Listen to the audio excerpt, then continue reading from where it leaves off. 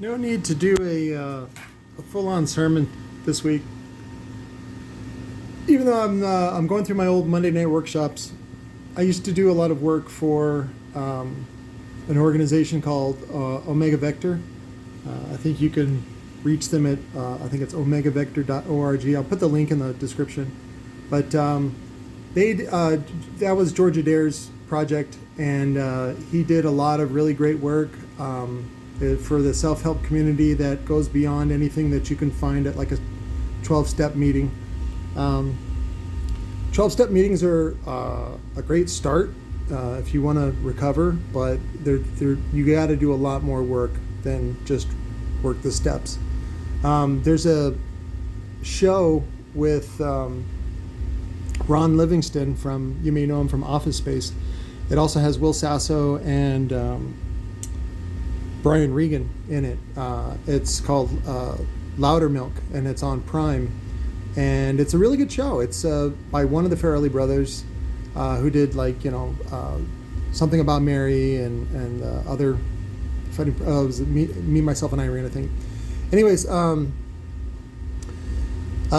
those that realize that life does not have to be kill or be killed, and that and you don't have to have this weird loyalty to family just because you're related by blood. You got to get, the 3 steps for a successful life. Leave home, right? So leave home, leave where you're from, what you're from, and then get out into the world and discover why you're here, what you're good at, and what your purpose is, basically. And a lot of that just means getting away from family and exploring who you are and who you can be. And the most important thing is who you want to be. But leave home, and then you want to find your truth. And then the third and final step, which a lot of people don't do, is find a replacement or create a replacement. Sometimes that can be having a child or adopting a child, or even just impregnating someone with your thoughts, right? Like creating an organization or a church or a religion or something like that. Or even just having a project that's so big it requires several lifetimes, like what Elon Musk is doing with Mars and all that stuff. So. Replace yourself, and that's the 3 keys to a successful life. I highly recommend them to everybody, just mostly for general life satisfaction. You follow those, and dude, it's gonna lead you to all kinds of great stuff. Again, get tested for personality, even if it's disorders. Like, it's good to know your disorders. So that you can manage them rather than get upset or anything like that. But quick update on the Nerdy Girls. I reposted the original frustrated video when I started losing sleep over this subject. I don't lose sleep over it anymore. I just got to run through the steps of the trademark and basically show the trademark office that I've been using this name longer, and they'll get rid of them. So, but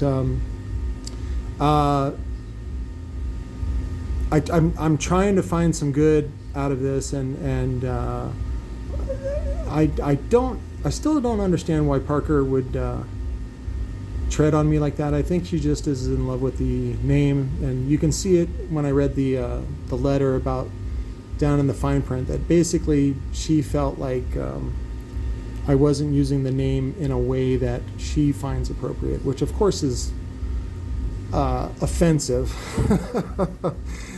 Because she's like, it's like, you're not using all this farmland, I'm just going to take it, which is actually the attitude of a lot of young people. So they just show up and they feel like they're entitled to everything, and so they just take it until somebody says no. But what was it? If you guys want to hire her, I highly recommend her getting a job. I will, of course, continue to, find people that she's going to associate with and let her know that, this is what she's doing to me. So, if you want to hire her, I'm going to post her resume, which was on her website, for free. She has no expectation of privacy because it was free for download on her website. So. And so it doesn't hurt for me just to spread the word. Hopefully it leads to a job for her so that she can get into the real world and understand that her behavior is quite inappropriate.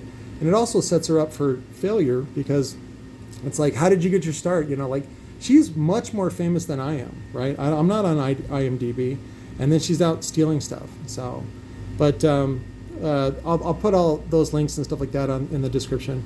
The other thing I wanted to do some news. I wanted to talk to you guys about news. It's funny, Lord, who came out with like 4 or 5 years ago, with the super mega hit Royals,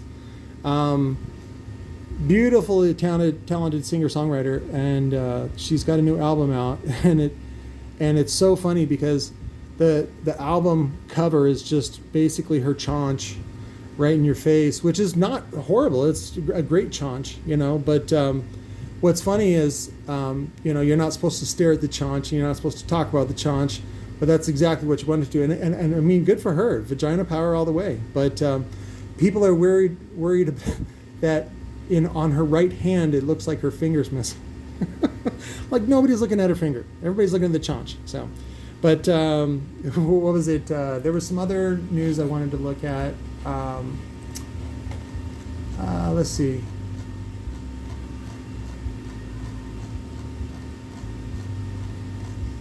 I thought I was going to have some of this stuff, I don't want to say memorized, but just have the notes in my head would be fine, but I don't.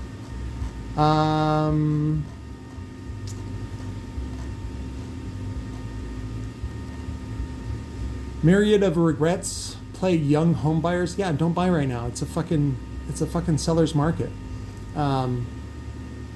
Housing should not be this expensive, and it's certainly not this sustainable. I think it's the only reason it's sustainable is because of the excess money in the market. So, but that's why interest rates are so low, because there's so much money. In fact, interest rates should go up in order to help stop inflation. But they keep saying, don't worry about inflation because it's only on some things. No, believe me. And if anybody gets a raise, especially like if workers get a raise, guess who eats that up? Car companies, landlords, grocery stores, they just eat up all that extra money. So poor people, the only way is to just start acting like the rich people.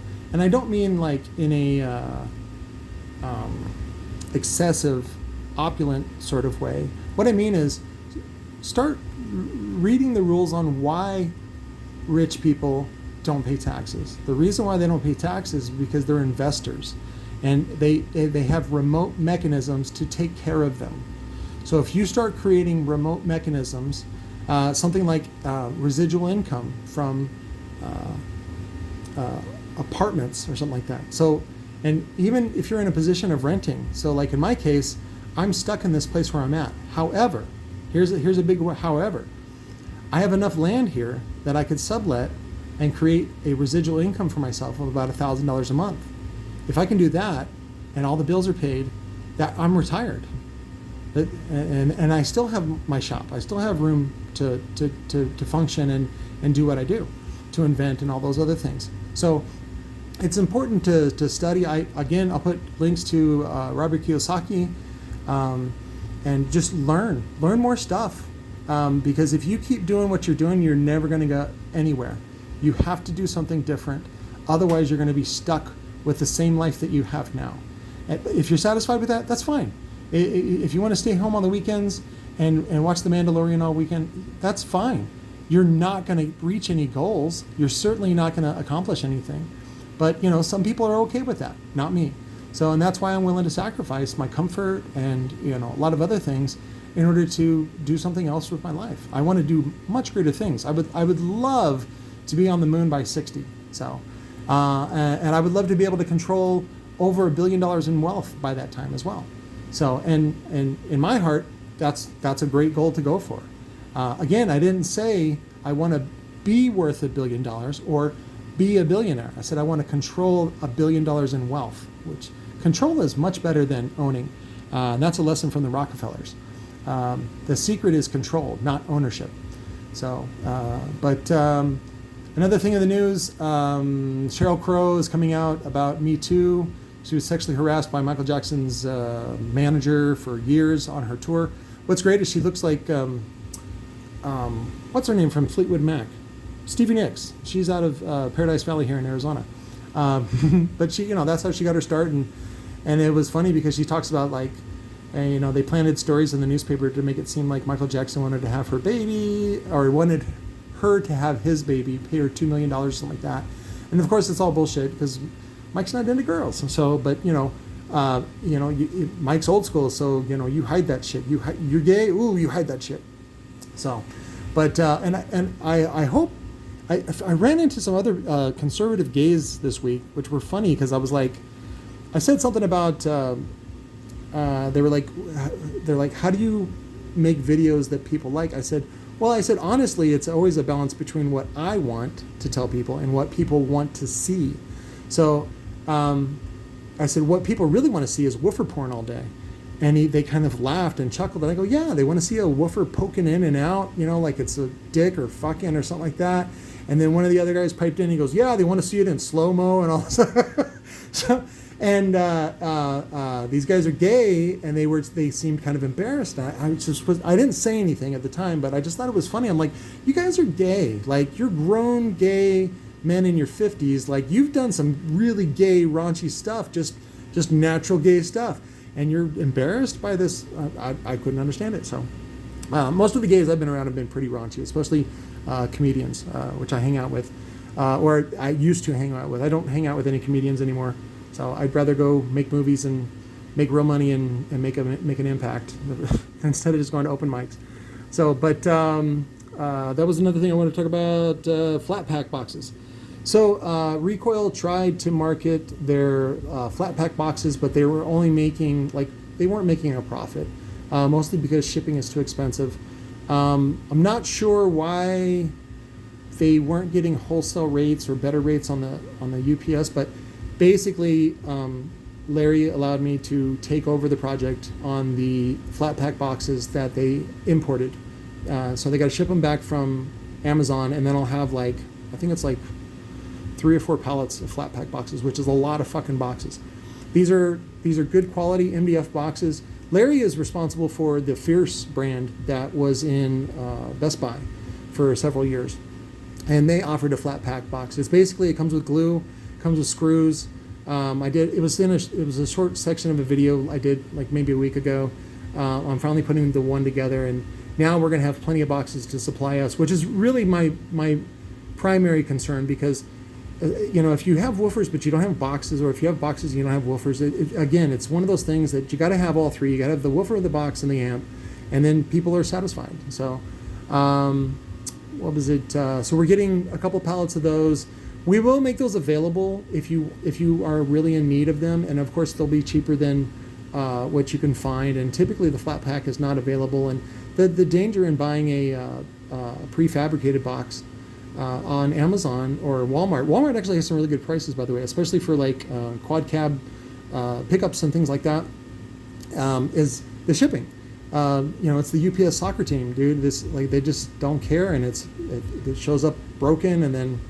You do a chargeback or whatever, you do a return, and then Amazon drops you because they're like, oh, you did too many returns. You're like, I did one return, and they're like, yeah, fuck you, we don't want you. So that's kind of difficult, and so that's why it's kind of great to do the flat pack option, because it survives shipping much better. It's cheaper, it takes up less volume, and it also teaches you something, and then hopefully you can reinforce them so that stronger woofers can be inserted in them, and then you can actually flip them for a profit. So, here's a wonderful product. If you don't know this, of course, I'm sure this guy there's a guy that invented this, or girl, probably a guy. It's the testosterone, but or Parker. Guy invented this. I poo-pooed it years ago when my new dad was carrying around these in the car. These are super fucking handy. They're $1 at the dollar store, and they're marketed by the Close-Up brand, which of course makes a toothpaste with no fluoride in it. But these are wonderful. I highly recommend those. The other one was E6000, which I use exclusively for polycaps, typically onto paper. I was able, my wife was able to find black, which is not really available anymore, which is great. So this is a rare treat. This is the full 2-ounce bottle. they are tube, I should say. They sell this for $5 normally, but it's at Joann's Fabrics. Joann, you sign up for the stupid email spam, and you get these really killer coupons. I think it was like 50% off one item, but you can take 2 coupons there, so you can use 1 coupon per, and then she had another coupon for 20% off the total. So, you know, at $2.50, I think it was $2 a tube. You cannot fucking beat that. And for me, this stuff is like, it's as valuable as gold because of what it does for me. So I don't use it for, you can use it for triple joint as long as you let it cure long enough.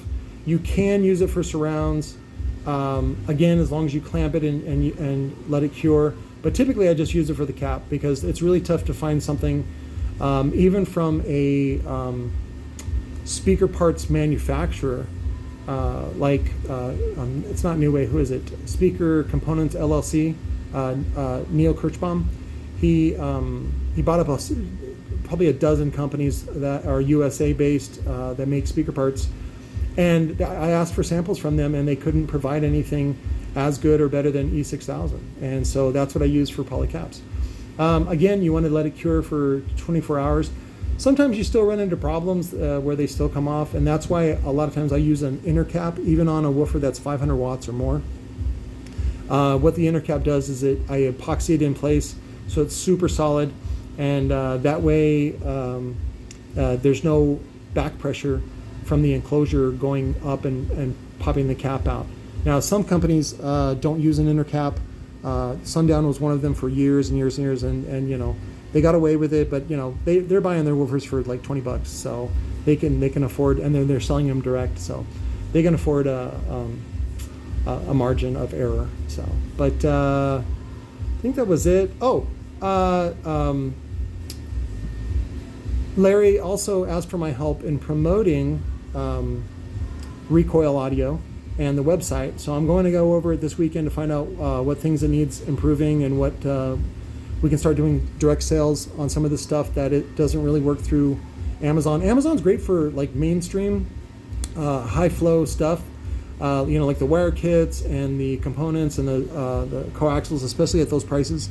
But some of this other stuff, like the flat pack boxes that we found out about, it's good just to be able to keep it in the warehouse and then ship it onesie twosie out to people. That way you still make your margin on it. But I'm going to help him explore those features of doing direct marketing, also to promote the website. And sometimes I, especially with the risperidone that I take, it helps me do lucid dreaming in the morning. Like I usually wake up about 5 or 6, get up and pee, and then I come lay back down and snuggle with Sissy, and then I'll like be in like a dream state, and I can a lot of times control my dreams. And I came up with the tagline for Recoil. I haven't heard back from Larry yet though, but I think it's a killer tagline. So the tagline, and I want to get stickers made ASAP in China so that we can start distributing these. But I think the American market will really, really appreciate it, which is the tagline is, oh shit, I forgot it. Oh, that's what it is. Pull the trigger and find out. RecoilAudio.com. So that's the tagline, and what I want to do is make the tagline separate than just the RecoilAudio.com, so that way you can put it separate on there. Because I'm sure some people, especially in this, God, we're having to fucking shoot up, you know, at least twice a month. People are real sensitive about guns, even though guns aren't the problem. Psycho people are, and lack of health care is really the biggest issue. And lack of hand jobs and lack of love, right? All these guys that shoot up, you know, massage parlors or, you know, colleges, they just need love. They want someone to love them. We need more love, not control of weapons. That's so stupid. Anyways, enough of that. But I think that was it for this week. And then what was the other one? I did want to talk about Monday Night Workshop. I think I had it up here. Oh yeah, it was, where was it? There it is. The top one is the necessity of destruction. So humans really only have a certain amount of capacity in their life, whether it be how they manage their time, what kind of friends or company they keep, what kind of job they have, how much money they make, and how well they socialize with other people.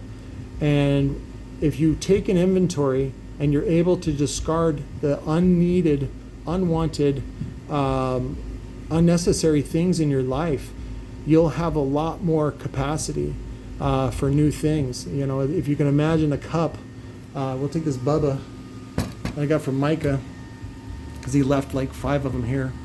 He would put like, what was it, coffee and vodka or something. That's gross. Anyways, this is your capacity. When this cup is full, that's it. That's all you can. So you either have to consume, which is very difficult, or basically pour out some so that you could have more capacity. And a lot of the ways that people can have more capacity is to forgive, and to stop holding grudges, and to sort of just forgive, things in the past that they've been holding on to. Once you let those things go, then it's weird. Your processing power of your brain is able to be more present and discover new things, and you're finally able to change and move through some things. So, and that's really what the idea of confession by the Catholic Church in its purest form is good for. But typically, that's not a safe place. You want to have like a licensed psychologist. You don't want to sit there and, having a friend is okay, but typically they're judgy and they don't know how to be neutral and supportive without being enabler or dysfunctional. So that's why if you can get counseling, get counseling. That's the really great way to go. And Sherry and I only go about once a month, and that's because we pay out of pocket now, but she was able to get health care, and so she's actually going to see a counselor on her own, because she's got a ton of stuff that she still hangs on to that her parents basically taught her to keep grudges and withhold love when you want to get your way, which is a terrible, inefficient way to get things done, is to wait on other people to give you a break. My dad taught me just, again, to quote President Underwood, my favorite president, if you don't like the cards you've been dealt, you can always flip over the card table. What my dad taught me was that basically there's no rules for life. None. Zero. And if you say, well, Patrick, there's rules for society. Yeah, there is rules for society. And there are consequences for breaking those rules. And but you can still choose whether or not you want to honor them. And by just acknowledging them, that they only exist in your mind and they only exist and are followed because you choose to, that's a huge empowerment on your part. If you feel like you have to do things, a lot of times people feel trapped and things like that, and that never leads to good solutions. And so it's always good to remember that at any moment you could set aside all your commitments. And it's when you decide and choose to pick those commitments back up is what makes them powerful and makes them worth anything. There's lots of things that you could do in order to, like, some people are, feel real burdened to their kids or a spouse or, an elderly parent or something like that. And that's one of the reasons why I learned finally in the Omega 4 program from Omega Vector, which I wish they would have taught on day one, which was they call them sun salutations, which is basically where you wake up and you can either meditate or just go for a walk, is what I do. And you go for a walk in the morning, enjoy the cool air because it's going to get fucking hot. And I think it's 110 today. But the idea is to just, like I realized for me, is to take an inventory of everything good in your life. And I used to sort of semi-talk about this in stand-up, where I would be like a terrible motivational coach, where, the first things that I do on my inventory list is that I'm a white man that's tall and American. So, but, it doesn't hurt to honor those things and to acknowledge them because they're true. And I, if you want to call it privilege or whatever it is, fucking use that advantage to your advantage. Like, I'm still fucking broke and poor. So I can only imagine the kind of struggle that other people have. So, and so I need to utilize this privilege, this whatever advantage I have to my maximum benefit. Or get rich or die trying, as Mr. Cent would say. But the sun salutations is basically my own version of them is to feel the sun on your face and feel grateful for everything, to forgive everyone, even if it's just for a minute or two, to, again, relax all those responsibilities, to let all those things go away, and be grateful that you're alive another day. And I mean, it gets annoying if you say it to other people or if you say it on Facebook. It's like, shut the fuck up. So this is just for you. This is just for you to experience and just for you to sort of help you manage your worries and your anxieties. That if you can forgive everyone just for 5 to 10 minutes, even just for a moment, and then choose to pick up that burden again, it's a huge relief, and it allows you to manage those things better. So, but feeling grateful every day, even just for a moment, and just take an inventory of the wonderful, how life if you're listening to this, your life is fucking wonderful, okay? Do not waste a moment of your time, and that's where self-help comes in. You have to go do something more than, especially other people, especially your parents, to make a difference in your life and to achieve the things that you feel in your heart. Again, why you're here. Some people, like I said, are fine, watching television all day or playing video games all day, and that's fine. But you're never going to grow. You're never going to accomplish really anything, and you're never going to really achieve that sort of moment of zen or mastery or even any sort of discipline, which really leads. Those are the tools that lead to great success and great happiness, and wealth is a part of that.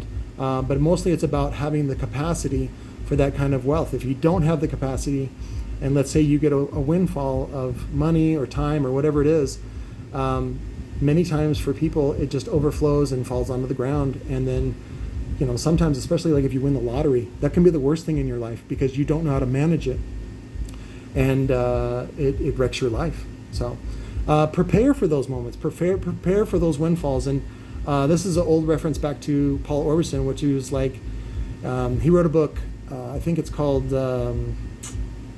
Something Good's Bound to Happen, or Something Good's Gonna Happen. It's basically reverse psychology about that. There's so many people put a lot of energy into self-sabotage, and you can put that same energy into self-success. That your chances of success versus failure are 50-50. So you might as well be optimistic, because as soon as you lose hope and as soon as you go negative, you're in a nosedive. And so all it does is benefit you and everyone around you if you're optimistic and you go out there and make an effort. So I think that was a good Sunday sermon to pump you up for the week. Tomorrow's Flag Day, so celebrate your flag, whether it's a freak flag, pride flag, American flag, cop flag, I don't give a shit, whatever it is. Fly your flag and enjoy the week, and go out there and live life and make life better for yourself and other people. I love you. I will talk to you later.